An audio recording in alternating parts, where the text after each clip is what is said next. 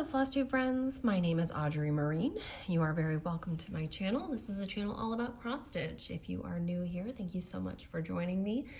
You will see on my channel there are many Flosstube episodes available. My latest, before this, episode number 36 I believe it was all about the most recent retreat I attended. It was an absolutely wonderful experience. So if you can spare 2 hours, you can go back and watch that. But also available on my channel are videos like this. They're Stitch With Me videos in which I show you, not me, but things that I'm working on as I'm working on them, and you just see what's here on the table. So today I just thought instead of showing you a work in progress, I would show you, or I should say instead of working on a whip, I'll show you something that I started just a night or two ago. Maybe I did just start this yesterday.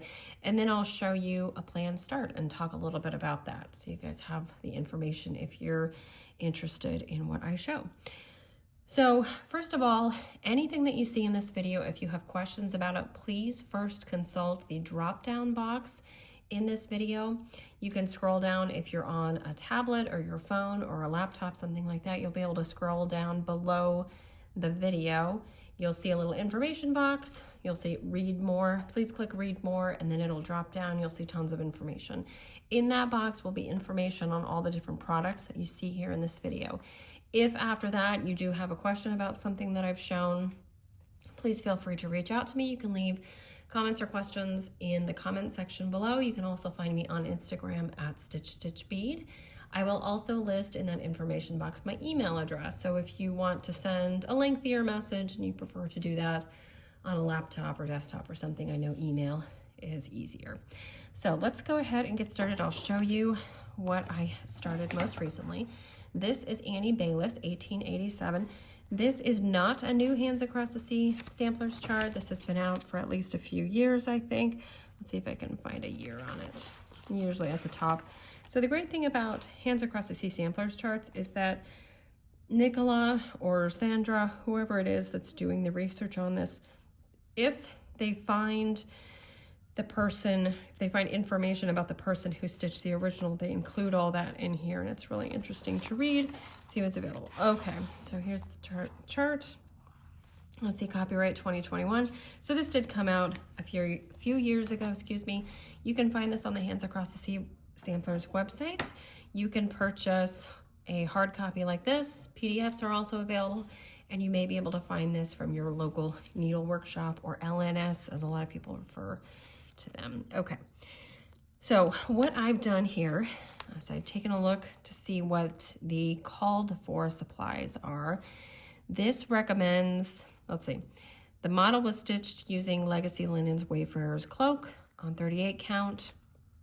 I prefer to use, for my threads, I prefer to use a 103, which is a type of spun silk on spools. You see this?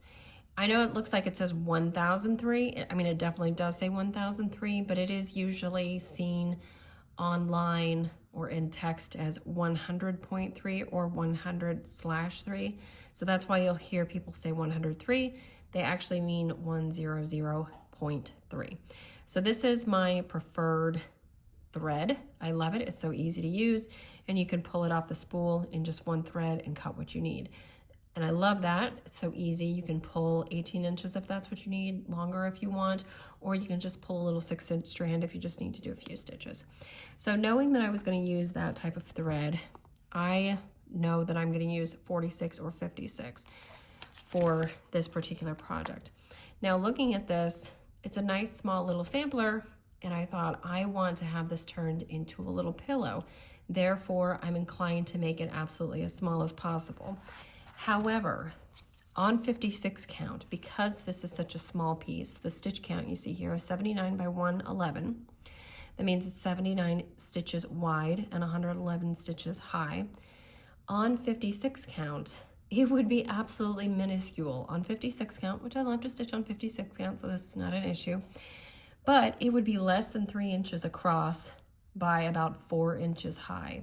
That is very, very small. That's even smaller than I would need it to be to, have it finished into a pillow. Plus, Annie Bayless here, the stitches included in this piece are not just cross stitches over 2. There are actually a lot of cross stitches over 1. And I'll give you a little peek to the chart. I have no problem doing that. I've never heard of anybody having an issue with this. You see, these are regular size stitches. These are cross stitches over 2. These ones are over 2. These ones are over 2, but they're offset, and that's why they're illustrated by full X's rather than a filled in square. And then this row here, these are all cross stitches over 1. And then also in the chart, there are some other straight stitches, like in this area.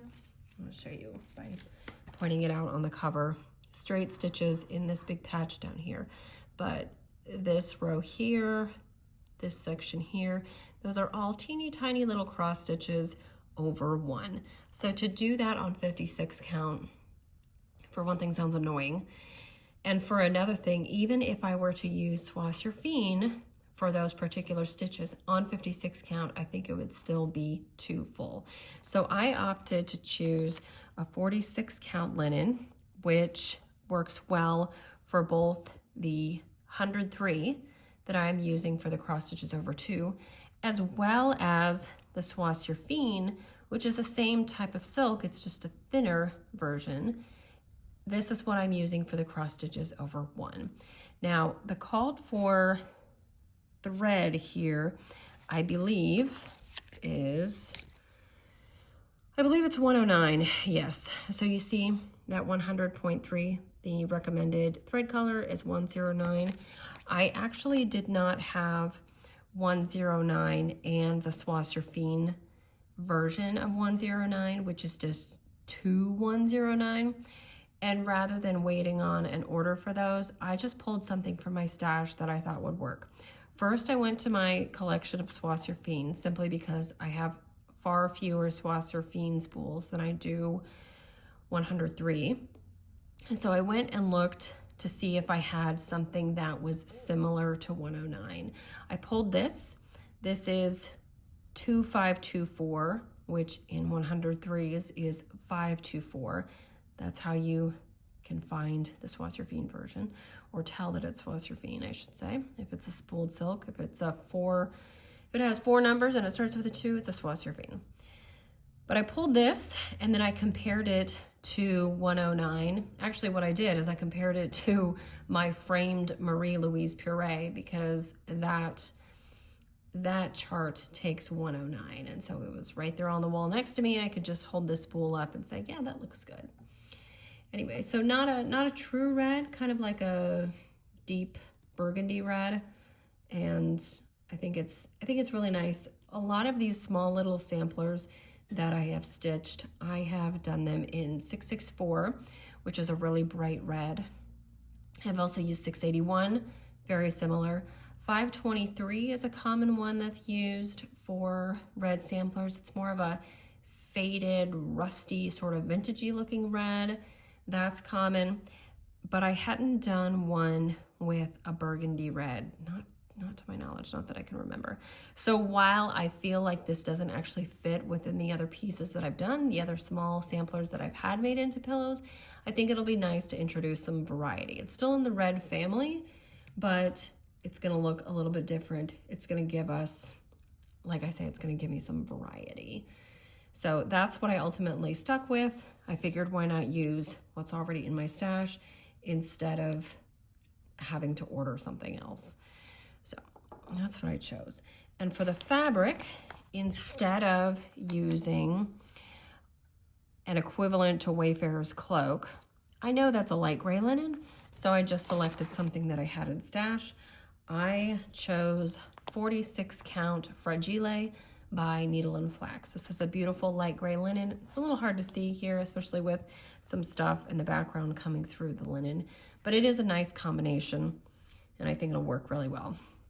The great thing about Annie Bayless here is that she's so small, even on 46 count, it easily fits within this hoop. This is a Hardwick Manor hoop. You can find these on hoopandframe.com. As of right now, this size as well as a larger size, they're both sold out. Just keep an eye on the website, but also call your local needlework shop if you can. The Attic carries these, Hobby House and other shops around the country. And I know that I do have some UK viewers, and I don't know what shops to even recommend to you. I hear Sean Periwinkle Stitcher talk about Peakside quite a bit. I'm not sure what they carry. I'm not sure if 123 Stitch might have something for you. I have no idea. But it is a Hardwick Manor hoop. All of the hoops I have ever shown in any of my videos are Hardwick Manor hoops. I will put that name below so you'll be able to Google that. But honestly, just Google. So as I say, I selected 46 count Fragile, and it's spelled like fragile. This is a joke about the Christmas Story. You guys seen that movie? It's like such a big deal as a Christmas movie. And finally I watched it as an adult and I was like, this movie is not very good. But it's like a big deal in Indiana because it's set in Indiana. But anyway, it's so silly. So, you know, this is referencing that ridiculous lamp, I think. But so that's what I went ahead and put together for Annie Bayliss. You see in the photo, it actually looks like it's done in more of a truer red, kind of like my nail color here. But this 109 that would have been used for the model, it is pretty close to this. This may be a bit darker, but it's not far off. So I spent a good day on this and got quite a bit done. You can see that I put in plenty of those over 1 stitches so far. This is really slow going, but it is easy.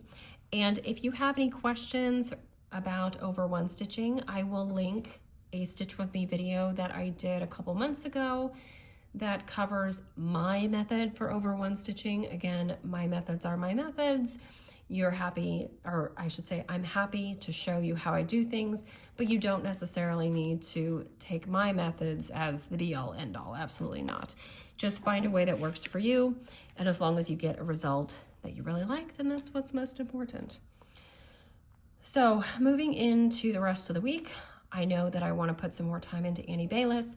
I want to have some small red samplers ready to send off to my finisher, Faye Rigsby, who is absolute genius. I just send her things and I say, just finish them into a little pillow, and she chooses the backing fabric, she chooses the trim, she chooses how to put everything together, and everything is absolute perfection. So I'm excited to have a batch of things to send to her because it's been quite a while since I've had things to send to her. Looking ahead to this though, this is Emma Wright. This is a yet to be released chart from Hands Across the Sea Samplers.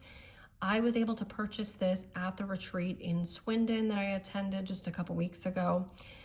Nicola offered a few charts for sale there that attendees were able to purchase ahead of the general public. My understanding is that Emma Wright, Charlotte Mash, a couple others I've forgotten the name of, those will be available on the Hands Across the Sea Samplers website in the coming weeks, so keep an eye out for those. Now this one, before I get going, before I show you the beautiful threads and the fabric I selected, I'm just going to flip it over and show you the color list here, the thread list. Now I went through this and was trying to kit it up myself like the day I got home because I was so excited about this one. But then I noticed as I was kitting things up that some of the numbers weren't lining up with the colors. So for instance, I think it's, well, I'll just say here that there are some issues with this thread list. It has been brought to Nicola's attention, and she has posted a fix. So I will insert a photo of that here. And if you want to just take a screenshot, and that way you can go ahead and kit this up so that when the chart is released, you're all ready to go. Basically, every thread that she has listed as called for is called for. It's just that the symbols aren't necessarily with the correct number, if that makes sense. So yes, 72 is called for. Yes, 478 is called for. Yes, 721 is called for, but the symbols aren't necessarily correct. So just go ahead and take a screenshot of the updated back of this. That's what I'll insert, and then you'll be prepared. But also I'm sure that when Nicola releases this, she'll have information on that. But I was able to kit this all up from stash, which was wonderful, because I thought about just going ahead and ordering a set of 103s for this, but the chart is so small that I know I'm not going to need a full spool for any color, because the border is actually comprised of 2 colors. The wavy line here is 1 color, the leaves are another. And then throughout here, it does look like there are a lot of different colors. And of course we can see it looks like there are about 13 colors, I think it is. So yeah, it's a very colorful chart, but you're not going to use a ton of any one color. So I figured I could just pull from stash, probably finish this quickly, and then put all those spools back into my stash.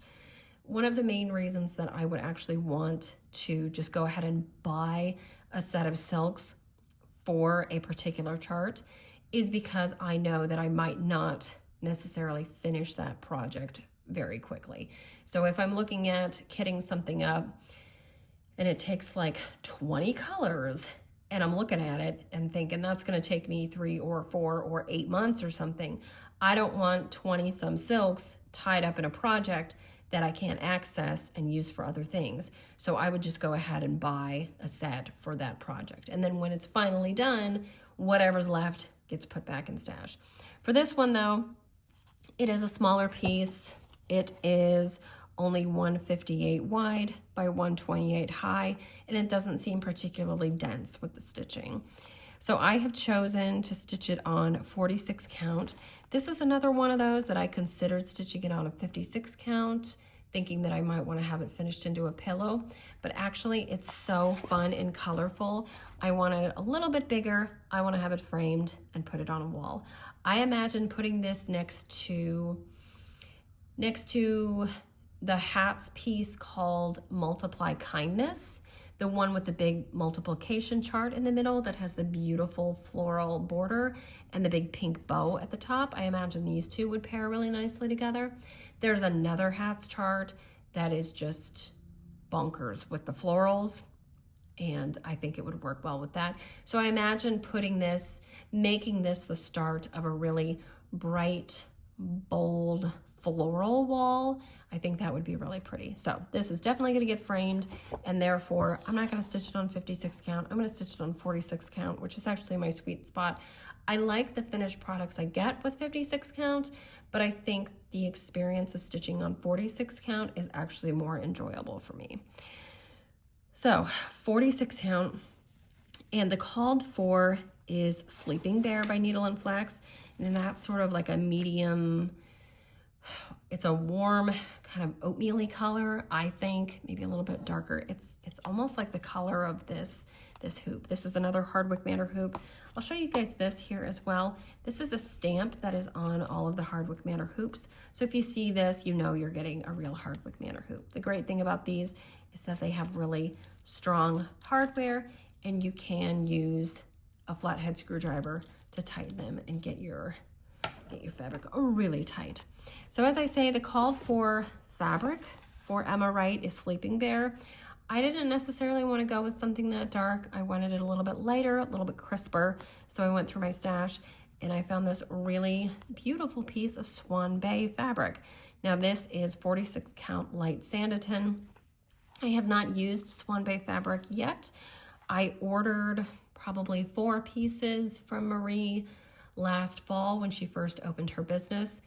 And when I received everything, I loved the feel, I loved the look. I just haven't, as of yet, put any of these pieces to use. But I'm excited to do that here for Emma. So I went ahead and cut a piece. I cut this to be, what it looks like about 12, oh, I know what I did. I just cut the length. I will have, I should say I cut the width that I needed, and then I just left it as long as the piece was. And so that when I get an idea of how big Emma will actually be, I can cut off the bottom and hopefully have enough left to do a little small. So I will show you here now the beautiful silks that I have kitted up, that I have pulled together, I should say, to kit this up. I have put them all here in this beautiful Winterberry case. This is just an awesome case that was given to attendees of the retreat in Swindon this fall. It's a beautiful raspberry color, and the inside is this gorgeous, I would say, almost Tiffany blue eau de Nil color. And it, oddly enough, works so well with this palette. So these are the colors that are called for in Emma. And what I did, normally, I shouldn't say normally, I would say sometimes for a working project, I will put my spools in a small plastic container that is specifically meant for holding spools. If you have watched any of my previous videos, you may have seen one of these, and I get a lot of questions about those. The spool cases in question are by Gutermann, that is with 2 N's. You can find them on Amazon. They have a few different sizes. They have a size that holds 27 spools, a size that holds 18 spools, and a size that holds 12 spools. So great differences in size to work with a number of different projects. And I do love those spool cases. I would say that if you're going to travel with them, just go ahead, they have a lid, but go ahead and wrap a rubber band or ponytail holder or something around those if you think you're just going to throw it into a bag. But occasionally I will use my Winterberry case to hold spools for a project, even if I'm just working on it at home. You know, it's fun to use all the little pretty things, right, that we have. We've all collected a bunch of this stuff that we don't need, but it's so pretty. So that's what I did this morning.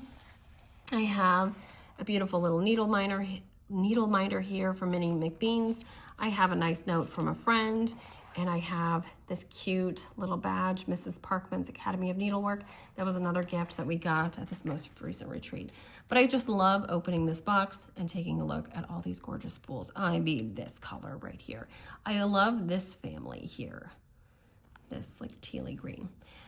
But what I did actually was I looked at the updated thread list, and I will insert that photo here. I'll do it again.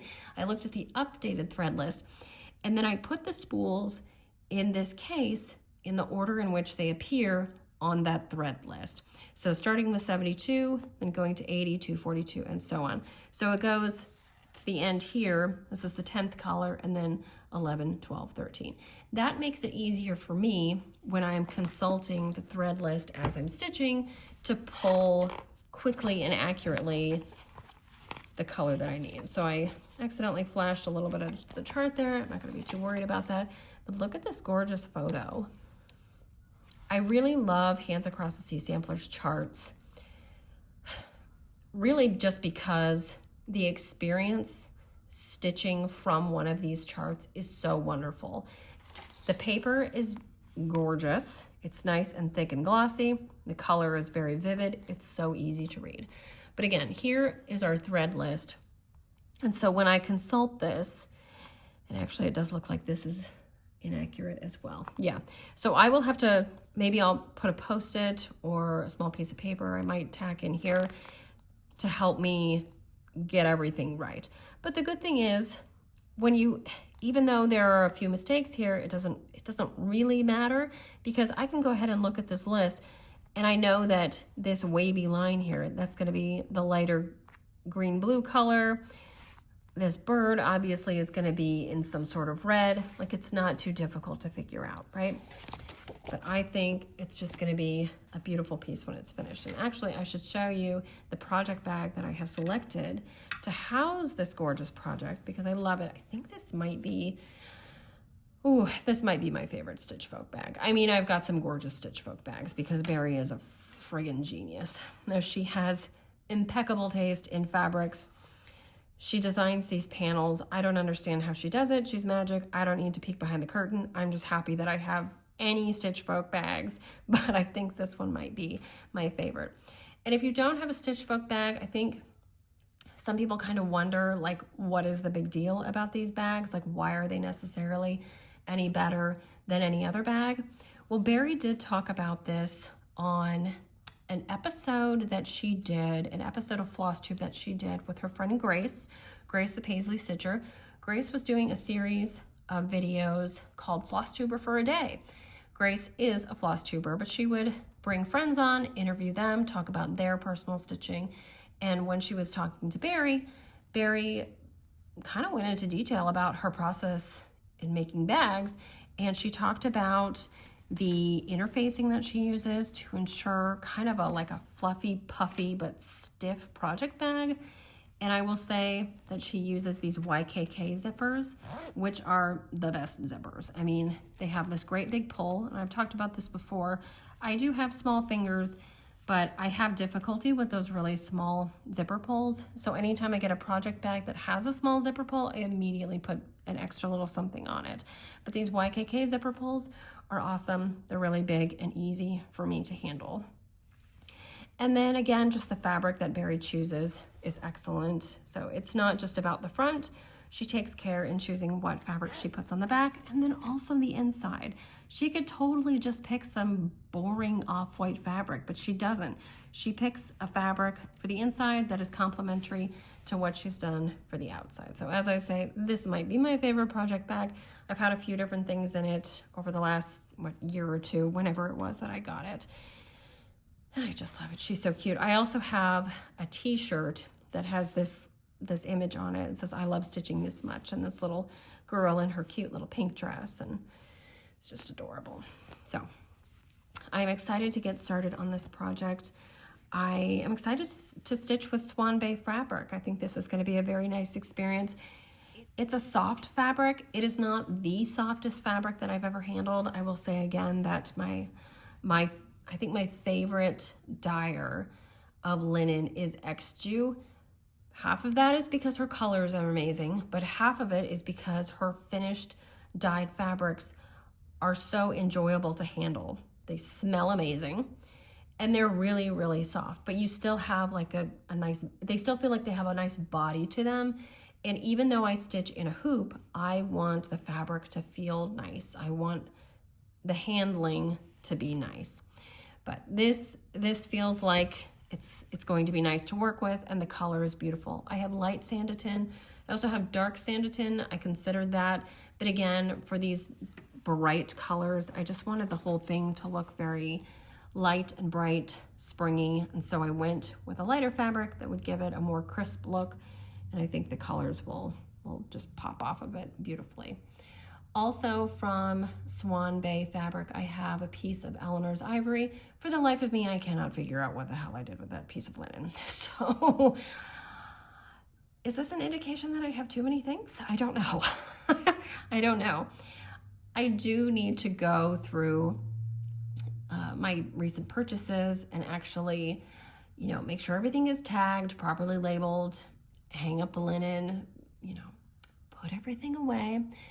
But I'm hopefully, for my sake, pretty good about organizing things. I did go through some charts this morning because I have a shelving unit in my floss palace, as I call it, and I will link below the video that shows you my floss palace, shows you my stitchy room. I did a lot of work to make it ready, to make it usable for me, not just as a stitching room, but also as a guest room. So I will link that video below. But in that room, I have a sort of drawer unit. I was gonna say shelving unit, but really it's a drawer unit within the closet. And in that drawer unit, there are all of my charts, basically. And I had one drawer for Hands Across the Sea Samplers charts, but it just turned out that it wasn't enough. It was becoming just full and full and full. And finally, you can't even open the drawer without the charts scraping the top of the little drawer unit. So what I did was I emptied another drawer, kind of shifted some things around, and now I have 2 drawers for hats charts because I do have quite a collection. Will I ever get to all of them? No. Will I ever get to most of them? I don't know. But there are plenty of charts in there that I'm really excited about. A lot of them were gifts. A lot of them were purchased at discount. I'm not worried about the collection. The great thing is charts, booklets, things like that, they don't take up a lot of room. So I'm not worried about it. Okay, but let's get back to this. So as I say, this is Annie Bayliss. Now this hoop right here, this is my favorite hoop. And in looking ahead to Emma Wright, when something is as small as this piece, I actually ask myself, is the finished stitching area going to fit within one of my hoops? Sometimes things will fit within this hoop because you can see about how big it is. It looks like, well, we've got this right here. So it's about 8 inches wide by 6 inches high, this hoop. So I looked at this. On 46 count, Emma will be almost 7 inches by about 5.5 inches. I'm not sure that it's going to comfortably fit within this. So because it won't completely fit within this hoop anyway, I'm gonna have to move hoops around. I would rather just go ahead and use the smaller hoop. So what I'm gonna do is I'll probably put a couple more threads into Annie Bayless here today, and then I'll take this hoop off and use it for Emma. But I just thought I'd give you a little insight into my methods, how I work, the crazy that is in my brain. I don't know. But the good thing is you guys can look forward to some wonderful new releases from Nicola in the near future, Emma Wright being one of them. I saw the model in person at Swindon. The wonderful thing is that the shopping was great. Both Nicola and Sue had a lot of things to offer. There were some other vendors there as well, including Marie from Swan Bay Fabrics and Michelle of Tabby Cat Linen. She had things set up as well. But just getting to see the models in person, I mean, I would have bought this chart anyway because I can see it's cute, colorful. I love it. But seeing the model in person, in a frame, right in front of you, I mean, it absolutely sold you. And I will say that I did hear a couple other people, one at least from my own table at the retreat, said I would not have purchased this. And then I saw the model and did purchase it. So it's amazing what a difference a finished model makes. And so I think that's part of the reason why a lot of people talk about going to shops, even if you can't make it to a retreat, if it's not within the budget, if it doesn't fit within your schedule, that's fine. It's totally understandable. But if you are able ever to go to a hobby house or an attic or anything like that, just to walk around and see the finished pieces, it's astounding. It's wonderful and really inspiring to get to see those things in person and just imagine them at home on your own wall. But I just want to say thank you guys so much for watching. I hope this was fun. You know, there's not really much to it, but I hope I've been able to keep you company and you've got a little bit of stitching done this afternoon, this morning, middle of the night, whenever you're watching this. I don't know. But you can expect another Stitch With Me video probably sometime next week. I hope to have a proper Flosstube video in early to mid-November of this year. It is 2025, in case anybody's watching this far into the future. We're almost done with 2025, and it's wild to think about. But I hope to have plenty to show you guys on my next video. I just want to say thank you so much for watching. Again, if you have any comments or questions, you can leave them below. You can also find me on Instagram at StitchStitchBead or send me an email. That information is down below. Thank you so much for watching. Happy stitching!